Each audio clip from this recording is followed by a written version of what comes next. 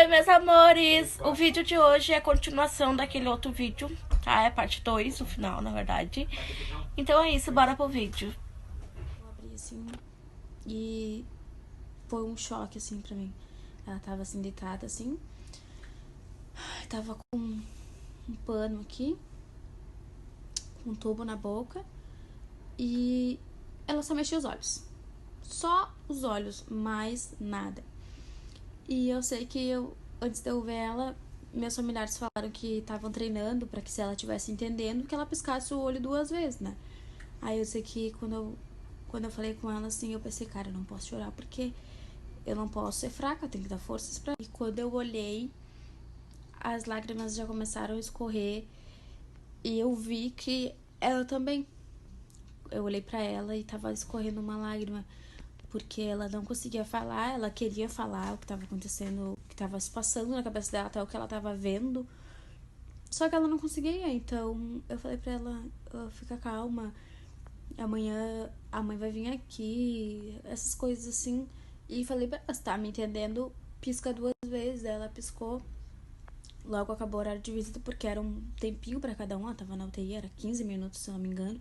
A gente ainda dividia ainda o tempo. Eu não lembro o certo tempo, mas era muito pouco. E eu saí de lá assim, ó, arrasada. Arrasada, porque eu não sabia o que tava acontecendo. A minha mãe, então... A minha mãe não é uma pessoa muito boa de saúde. A minha mãe não é uma pessoa muito boa de saúde. Ela já teve um AVC com 36 anos, então era muita coisa na cabeça. Então, não era sempre que a minha mãe podia ir lá, até porque eu tenho muitos irmãos, a gente é 7 irmãos, né? Então tava tudo horrível, assim, horrível. Tinha que ficar se dividindo. Então, na segunda semana, se eu não me engano, eles descobriram que ela tinha. E o primeiro médico que começou com o caso dela, ele abandonou o caso porque ele não conseguia, passou o caso pro próximo médico, que foi o médico que conseguiu descobrir o diagnóstico dela.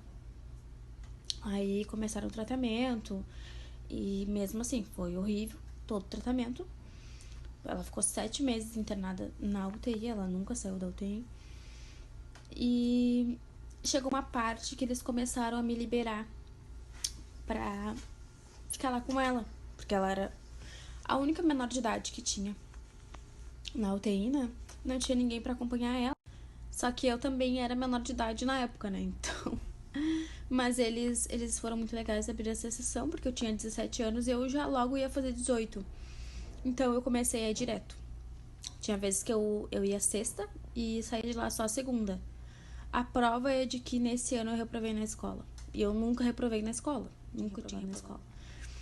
E eu reprovei na escola, mas mesmo assim eu ficava lá com ela direto, porque ela se sentia muito sozinha. Então eu não me custava. Aí eu ia, ficava com ela. Aí nessa parte já do tratamento, ela já tava num quarto isolado. Aí a gente tinha TV e foi menos chato do que na outro setor que ela tava antes.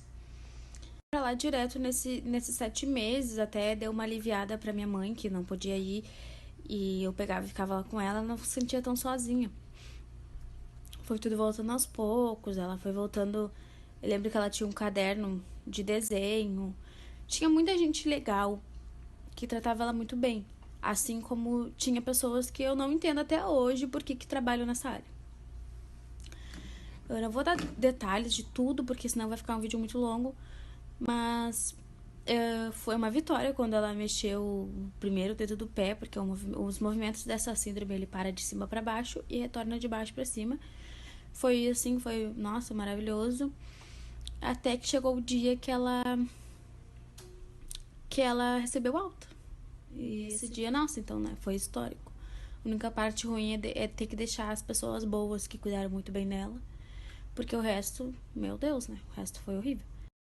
Mesmo depois que ela tinha ido pra casa, tinha que ter alguns cuidados, né? Tinha que aspirar, porque ela ficou com o caninho da traqueostomia. Tinha que aspirar, tinha que limpar, né? A gente enfiava uma sonda ali pelo buraquinho, limpava, tirava a secreção, porque se não tirasse a secreção, ela não conseguiria respirar. Tinha que conseguir aspirador, tinha que conseguir sonda, porque ela gastava muita sonda, fralda, porque ela ainda usava. Então, assim, ó, a gente vem de família pobre e um gasto, assim, pra quem entende, sabe como é difícil. E teve uma época que eu fui na rádio dos Ambiais e pedi coisas. Tipo, sabe, eu perdi total vergonha da minha vida e fui lá. Falei na rádio, contei a história dela, teve várias pessoas que me ouviram e ganhei muita coisa. Lição muito a gente ganhava, a gente pedia, a gente aceitava doação e é assim, entendeu? E ganhei bastante coisa lá na rádio. Foi uma coisa instantânea. Eu fui de manhã, eu madruguei pra ir lá, porque essa rádio é bem cedo. E nesse mesmo dia as pessoas começam a escutar a história e já te mandam as coisas que tu precisa. Até que daqui a pouco ela já se aspirava sozinha, ela mesma já aspirava, já tirava. O que tinha que fazer às vezes era tirar o caninho da traqueostomia pra limpar, porque ficava secreção. Começou a não ir ao banheiro, a gente levava ela ao banheiro, mas ela usava mais fralda. Então foi tudo melhorando, assim. Hoje em dia, como vocês podem ver, ela faz tudo sozinha. Ela mora sozinha, ela faz compra sozinha, ela sabe, tem um namorado que ajuda ela, claro. Mas o que eu tô dizendo, assim, é que comparado a antes, que ela precisava de ajuda pra tudo, ela é uma pessoa independente. E foi uma das pessoas responsáveis à situação, né? Por hoje em dia eu tá lutando, tá indo atrás do meu sonho. Que o meu sonho é ser médica. Nunca passou isso pela minha cabeça, eu nunca pensei. Eu tinha medo, eu tinha pavor do hospital. Só que quando eu passei por essa situação, nem foi eu que passei, eu tava com ela, mas quem passou a situação toda foi ela. Eu pensei, cara, eu não posso deixar com que outras pessoas que precisam um dia sejam tratadas igual a minha irmã foi.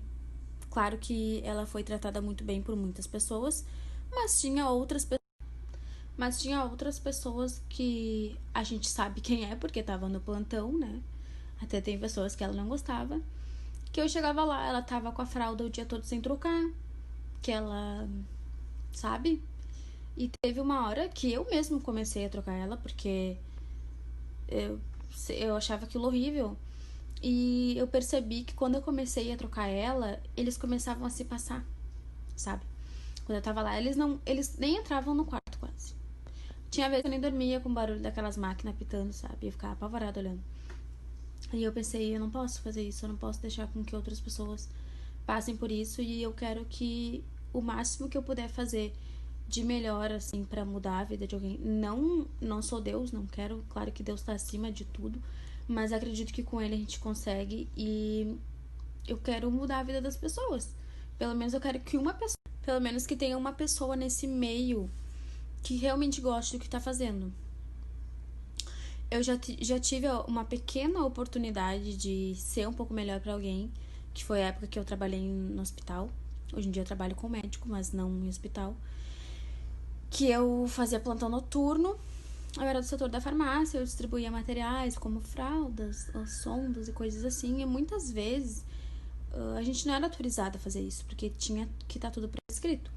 Mas eu, como um ser humano, né, que sei que muitas vezes o médico não tá ali, ou o enfermeiro não tá ali pra prescrever, não tem por que eu não liberar uma fralda pra um paciente, ou não liberar uma loção pra ele tomar um banho, porque eu também acho que ele é digno de um banho, né? Então, gente, esse foi o vídeo. Se vocês gostaram, deixe seu like, que vai me ajudar bastante. Não esqueça de se inscrever se você ainda não é inscrito.